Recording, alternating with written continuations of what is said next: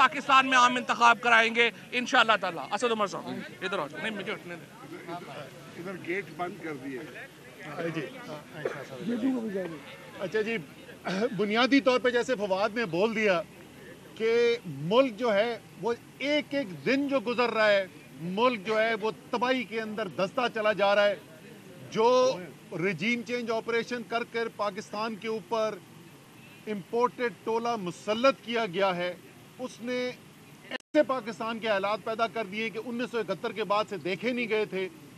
इसीलिए हम लोग तहरीक इंसाफ, इमरान खान साहब हर आईनी जो काम हो सकता है, हर कोशिश बशमूल अपनी हुकूमतों को तोड़ने के वो करने को तैयार हैं और कर कर दिखा रहे हैं कि किस तरीके से पाकिस्तान को जल्द से जल्द एक नए जनरल इलेक्शन की तरफ ले जाया जाए, क्योंकि उसके अलावा इलाज कोई नहीं है इस गहरी खाई के अंदर जहां पे गिरा दिया गया और मजीद जिसके अंदर गिरते चले जा रहे हैं। उसी सिलसिले के अंदर आज हमारे तकरीबन तमाम MNAs जो डीनोटिफाइड नहीं थे अभी, वो सारे आए, यहाँ पे मुलाकात हुई। उसके बाद हम अंदर गए हैं, ना वहाँ पर स्पीकर साहब हैं, ना डिप्टी स्पीकर साहब हैं, ना सेक्रेटरी हैं, ना एडिशनल सेक्रेटरी हैं, पूरा अमला वहाँ से गायब है।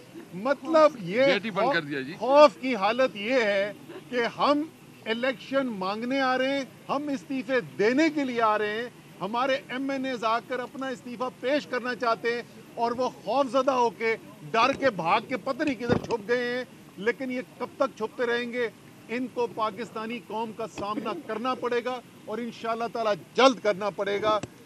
अब ये मुल्क जो है जनरल इलेक्शन मुलतवी होना किसी सूरत में अब बर्दाश्त कर ही नहीं सकता और हर वो कुव्वत, हर वो शख्स, हर वो इदारा जो पाकिस्तान की बेहतरी चाहता है, उसको इस वक्त मुआवनत करनी है, काम की चाहिए कि किस तरीके से पाकिस्तान में जल्द अज जल्द नए इंतखाबात कराए जाए।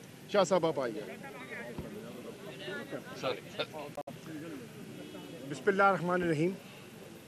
देखिए, आज स्पीकर साहब ने अपने अमल से साबित कर दिया कि वो कस्टोडियन ऑफ द हाउस नहीं, पार्टिजन हैं। उनका मौक़िफ़ क्या था? मैंने उनको ख़त लिखा, उस ख़त का उन्होंने मुझे मुफस्सल जवाब दिया। जवाब में वो कहते हैं कि मैं आपके इज्तिमाई इस्तीफ़े कबूल नहीं कर सकता क्योंकि मुझे ज़ाती तौर पर तसल्ली करनी है कि किसी मेंबर ने दबाव में आकर इस्तीफ़ा तो नहीं दिया, अपनी खुशनुदी से दिया है कि नहीं दिया। जब तक मैं ये तसल्ली नहीं करता, और ये अदालत का फ़ैसला है और ये मुझ पर, ये मेरी आईनी ज़िम्मेदारी है। आज वो अपनी आईनी ज़िम्मेदारी से उन्होंने फ़रार अख्तियार किया।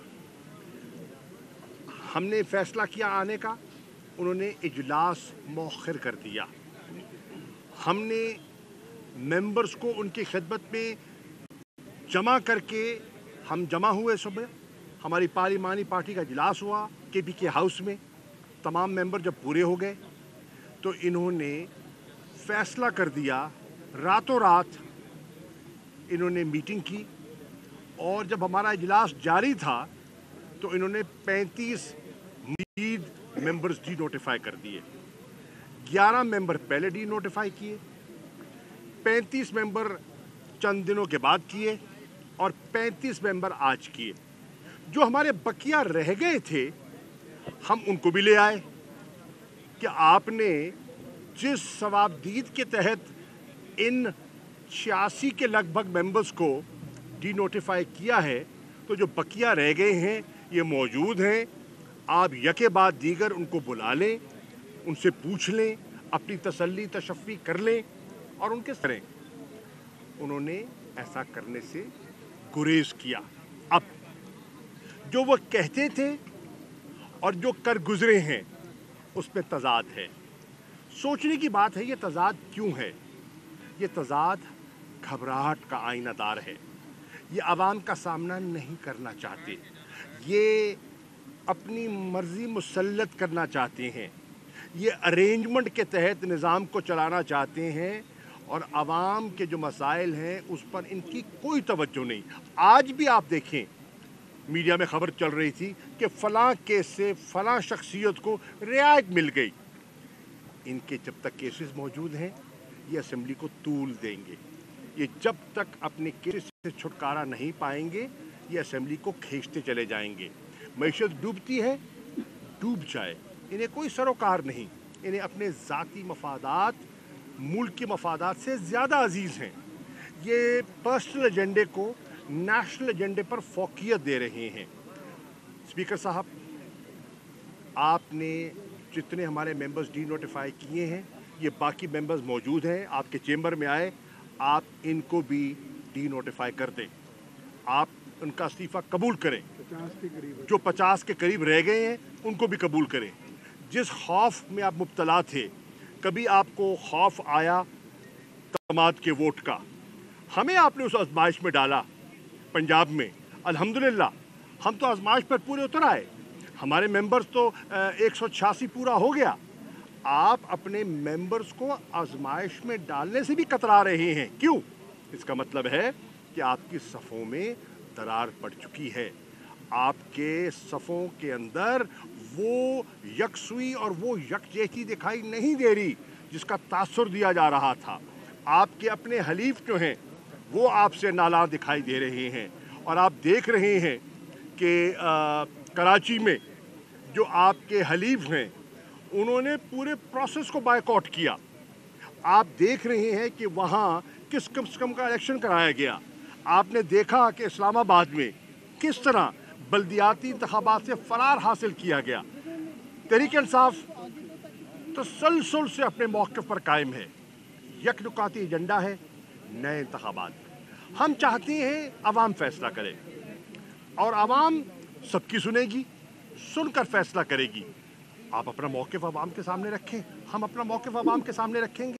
और अगर आप समझते हैं कि आप कराची जैसे इंतखाबात करवा के असेंबलियाँ बनवा लेंगे और अवाम खामोश रहेंगे, ऐसा नहीं होगा।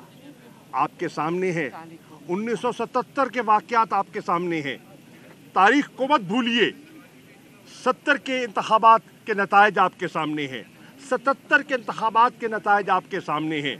अगर आपने ऐसा किया तो तारीख़ आपको कभी माफ़ नहीं करेगी। पाकिस्तानी अवाम और कौम आपको माफ़ नहीं करेगी। चुनाचे वाहिद रास्ता है, इस्तीफ़े कबूल कीजिए। हमने अपनी 2 हुकूमतें कुर्बान की हैं, हमने 2 असेंबलियाँ कुर्बान की हैं।